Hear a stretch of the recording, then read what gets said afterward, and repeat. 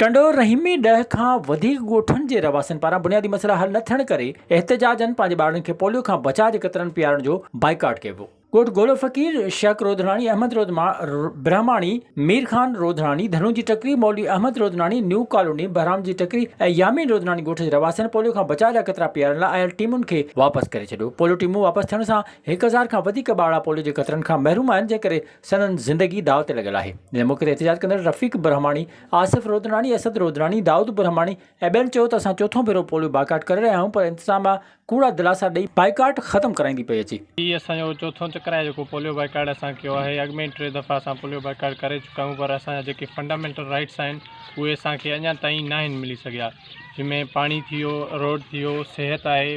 हिते हाणे पहिरियां हुयो अधु कलाक जो रस्तो हुयो जॾहिं रोड ठहियलु हुयो, पर हाणे जॾहिं बोर्ड आई उन खां बाद में हाणे उहो रस्तो अधु कलाक वारो उहो 1.5 कलाक जो रस्तो थी वियो आहे। सुभाणे का बीमारी आहे या को एमरजेंसी थिए थी त पोइ उन लाइ असांखे वॾी मुश्किलातुनि खे मुंहुं ॾियणो थो पए। हिननि चितारींदे चयो त जेसीं मुतालबा न मञिया वेंदा तेसिताईं पोलियो बाइकाट जारी रहंदो। विज़िट कयो अवामी आवाज़ मीडिया ग्रुप जी वेबसाइट awamiawaz.pk।